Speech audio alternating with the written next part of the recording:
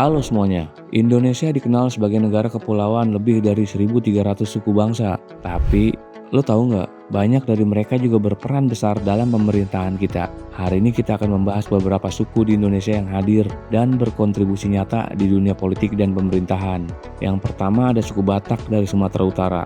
Suku Batak dikenal dengan karakter kuat, tegas, dan vokal dalam menyampaikan pendapat. Ini membuat banyak tokoh Batak menonjol di bidang hukum, politik, dan pemerintahan. Ya, banyak contohnya sih. Ada Jenderal TNI Abdul Haris Nasution, tokoh militer dan politik dari Batak Mandailing, dan masih banyak lagi. Di era modern, banyak juga anggota DPR, menteri, hingga kepala daerah yang berlatar belakang Batak. Yang kedua ada suku Jawa, sebagai suku terbesar di Indonesia. Suku Jawa sangat dominan dalam pemerintahan sejak zaman kerajaan hingga modern. Karakteristiknya cenderung mengutamakan harmoni, sabar, dan diplomatis. Cocok banget nih buat dunia politik.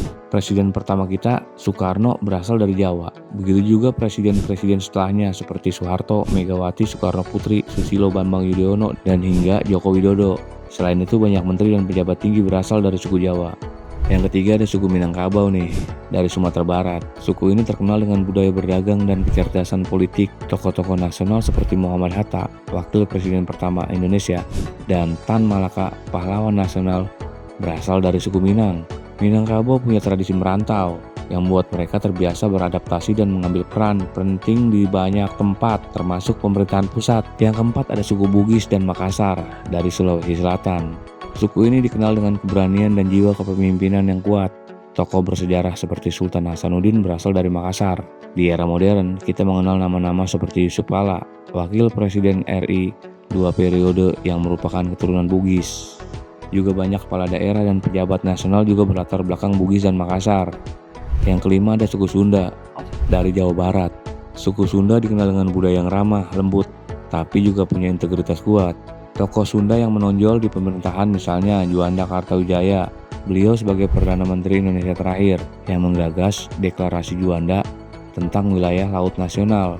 Hari ini banyak banget pemimpin daerah di Jawa Barat dan pejabat nasional berasal dari suku Sunda. Yang keenam ada suku-suku asli Papua. Meskipun secara populasi lebih kecil, mereka mulai mengambil tempat di pemerintahan pusat maupun daerah. Contohnya Barnabas Sewu, gubernur Papua, dan beberapa menteri yang mewakili Indonesia Timur. Pemerintah juga mendorong lebih banyak keterwakilan Papua melalui jalur otonomi khusus. Nah, itu dia beberapa suku bangsa Indonesia yang berkontribusi nyata di pemerintahan. Semua ini membuktikan bahwa keberagaman bukan hanya identitas Indonesia, tapi juga kekuatan dalam membangun negara. Ayo kita terus dukung persatuan dan keberagaman. Sampai ketemu di video selanjutnya.